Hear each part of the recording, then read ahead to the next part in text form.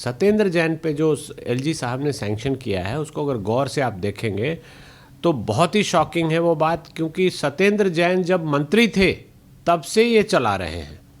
ये रैकेट बहुत ही गंभीर मामला है। एक मंत्री एक्सटॉर्शन का रैकेट चलाता है, जेल में जो बड़े कैदी बंद हैं उनसे पैसा मंत्री रहते हुए आप लेते हैं, उसके बाद जब आप कैदी बन जाते हैं, जेल चले जाते हैं, तब भी अंदर के सिस्टम को एक्सप्लॉइट करते हुए आप लेते हैं। ये तो भगत सिंह और उनका नाम ये बदनाम कर रहे हैं, इनको कोई अधिकार नहीं है कि ऐसी बातें बोले। भगत सिंह कभी भी शराब की दलाली में जेल नहीं गए थे। सीधी सी बात है कि संजय सिंह का इतिहास सभी लोग जानते हैं कि वो पूर्व में क्या करते रहे, उनके ऊपर कैसे मुकदमे बने हैं, वो सिनेमा हॉल के बाहर क्या करते थे, ये सबको पता है। और सिसोदिया साहब ने क्या क्या किया है ये अब सब ईडी ने, सीबीआई ने सब कुछ ढूंढकर, सब कुछ खोज कर निकाल दिया है। जो पैसे हजारों करोड़ों रुपए का जो खेल इन्होंने शराब की आड़ में किया है वो सब सामने आ गया है। सर, एक तरफ दिल्ली में आम आदमी पार्टी और कांग्रेस का गठबंधन, और वहीं दूसरी तरफ सत्येंद्र जैन को लेकर जो है वो दिल्ली के उपराज्यपाल वीके सक्सेना की तरफ से जो 10 करोड़ रुपए की फिरौती मामले में सीबीआई को आदेश दे दिए गए हैं, और वहीं दूसरी तरफ संजय सिंह और मनीष सिसोदिया की जो कस्टडी बढ़ाई गई है। इस पूरे मामले पर आप क्या कहेंगे? क्या नहीं लगता कि लगातार अरविंद केजरीवाल की मुश्किलें जो हैं वो भ्रष्टाचार के मामलों को लेकर बढ़ती हुई नजर आ रही है? देखिए, मुश्किलें बढ़ती आ रही है ऐसा हम नहीं कह सकते। इनकी जो करनी है वो सामने आ रही है, लोगों के सामने ये दिखाई दे रहा है। ये एक ऐसी पार्टी है जो ईमानदारी की डुगडुगी बजाते हुए आई कि हम सबसे ईमानदार हैं, हम भ्रष्टाचार को बताएंगे, ये करेंगे, वो करेंगे। और अब पता लग रहा है कि सबसे बड़े भ्रष्टाचारी, सबसे बड़े चोरी करने वाले, सबसे ज़्यादा फरेबी करने वाले यही लोग हैं। सत्येंद्र जैन पे जो एलजी साहब ने सैंक्शन किया है उसको अगर गौर से आप देखेंगे तो बहुत ही शॉकिंग है वो बात, क्योंकि सत्येंद्र जैन जब मंत्री थे तब से ये चला रहे हैं ये रैकेट। और उसके बाद वो जेल में ही चले गए और जेल में बैठकर अपने गुर्गों के थ्रू चलाते रहे। उसमें जेल के जो डीजीपी महोदय थे वो भी इन्वॉल्व हो गए। तो ये बहुत ही गंभीर मामला है। एक मंत्री एक्सटॉर्शन का रैकेट चलाता है, जेल में जो बड़े कैदी बंद हैं उनसे पैसा मंत्री रहते हुए आप लेते हैं, उसके बाद जब आप कैदी बन जाते हैं, जेल चले जाते हैं, तब भी अंदर के सिस्टम को एक्सप्लॉइट करते हुए आप लेते हैं।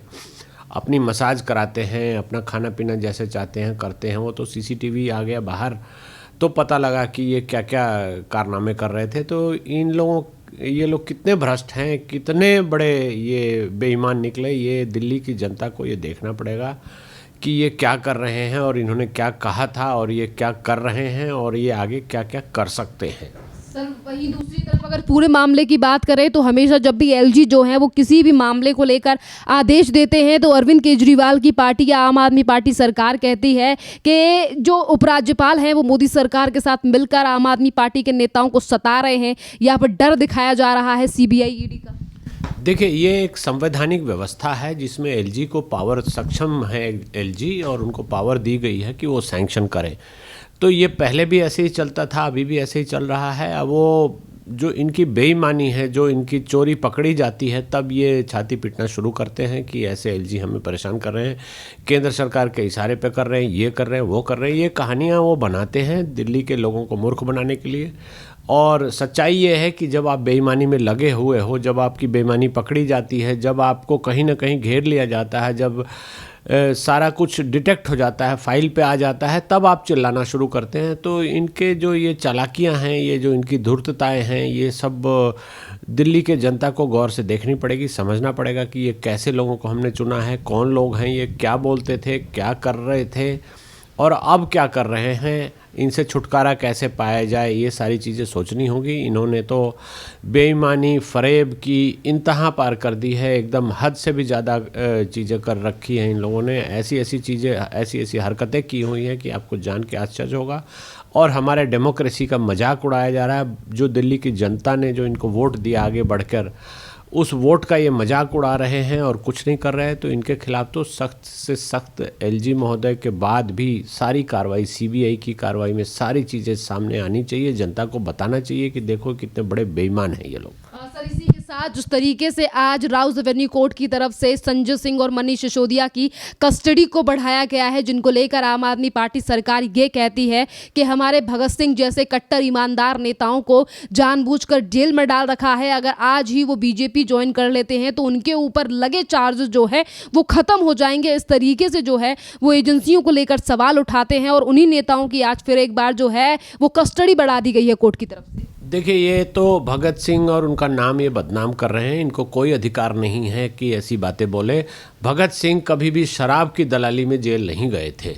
वो स्वतंत्रता सेनानी थे और उन्होंने स्वतंत्रता, भारत के लोगों को स्वतंत्रता दिलाने के लिए अंग्रेज़ों से लड़े और अपनी जान दी। तो भगत सिंह का नाम लेकर जो ये बदनाम भगत सिंह को कर रहे हैं कि ये भगत सिंह की तरह संजय सिंह हैं या सिसोदिया हैं, ऐसा कुछ नहीं है। सीधी सी बात है कि संजय सिंह का इतिहास सभी लोग जानते हैं कि वो पूर्व में क्या करते रहे, उनके ऊपर कैसे मुकदमे बने हैं, वो सिनेमा हॉल के बाहर क्या करते थे, ये सबको पता है। और सिसोदिया साहब ने क्या क्या किया है ये अब सब ईडी ने, सीबीआई ने सब कुछ ढूंढकर, सब कुछ खोज कर निकाल दिया है। जो पैसे हजारों करोड़ों रुपए का जो खेल इन्होंने शराब की आड़ में किया है वो सब सामने आ गया है और इनको ये बात अब छुपाने में भारी पड़ रही है। इसलिए ये भगत सिंह और ऐसी बातें करते हैं और जब भी कोई ऐसी बात होती है तो ये कहते हैं कि शिक्षा का सुधार किया, इसलिए उनको केंद्र सरकार परेशान कर रही है।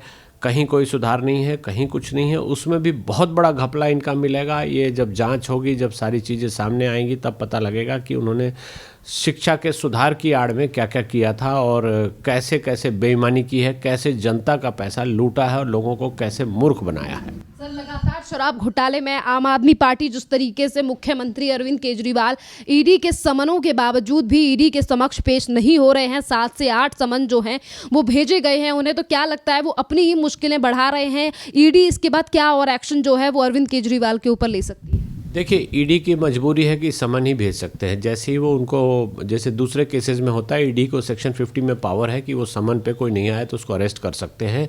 इसके अलावा सेक्शन 63 में भी पावर है उनको अरेस्ट करने का, उन पे पेनल्टी लगाने का। लेकिन ईडी यहाँ बच के चल रही है क्योंकि केजरीवाल इस मुद्दे को, इस कानूनी चोरी के मुद्दे को वो पॉलिटिकल मुद्दा बनाना चाह रहे हैं और ईडी उस ट्रैप में फंस जाएगी। ईडी के पास कोई चारा नहीं है, समन ही दे सकती है। इनको जिस दिन अरेस्ट करेगी, ये आप अपने आप को पता नहीं भगत सिंह कहेंगे या अन्ना हजारे कहेंगे या महात्मा गांधी कहेंगे कि मैं दिल्ली की जनता के लिए मुझे केंद्र सरकार ने अरेस्ट किया है, ये किया है, ये बवाल मचाएंगे। तो ईडी बहुत संभल कर चल रही है और कानूनी प्रक्रिया है, उससे ये बच नहीं सकते। इसमें एक बात गौर करने की ये भी है कि एक राज्य का मुख्यमंत्री को कानून का सम्मान सबसे पहले करना चाहिए। उन्होंने ये किया नहीं है। इनके पास समन आया तो इनको ईडी के पास चले जाना चाहिए था, इनको बताना चाहिए था कि हाँ जी, आप बताओ आप क्या पूछताछ करना चाहते हो, क्या जानकारी चाहिए, मेरा ये पैन कार्ड है, मेरा एक बैंक स्टेटमेंट है, मेरा ये कॉल डिटेल है, मैं इसी चीज़ से मिला, जो जो स्टेटमेंट आप पूछना चाहते हो मैं सब देने को तैयार हूँ। ऐसा तो इन्होंने किया नहीं। इसका मतलब सीधी सी बात है कि चोर की दाढ़ी में तिनका है और ये बच रहे हैं, ये छुप रहे हैं, छुपा रहे हैं, दाव पेच खेल रहे हैं। पहले भी संजय सिंह ने भी यही किया, उसके पहले मनीष सिसोदिया ने भी यही किया। ये जुलूस लेकर ईडी के यहाँ जाते रहे और इस बीच में इन्होंने किया क्या था कि जो कंप्यूटर की हार्ड डिस्क थी उसको फॉर्मेट कर दिया था, मोबाइल फ़ोन डिस्ट्रॉय कर दिए थे, मोबाइल के सिम डिस्ट्रॉय कर दिए थे। ये बात अलग है कि अब टेक्निकल टीम ने सीबीआई के सारा कुछ रिट्रीव कर लिया। तो ये बातें बाद में पता लगेगी कि केजरीवाल जो ये 8 समन पे नहीं जा रहे हैं, ये कौन सी खिचड़ी पका रहे थे, क्या कर रहे थे और कैसे इन्होंने बेईमानी से कानून को अंगूठा दिखाया है। तो ये सब चीज़ें सामने आ जाएंगी। लेकिन ये बहुत ही दुखद है। इनको कानून का सम्मान करना चाहिए और एक मुख्यमंत्री के रूप में ऐसा कभी भी नहीं करना चाहिए।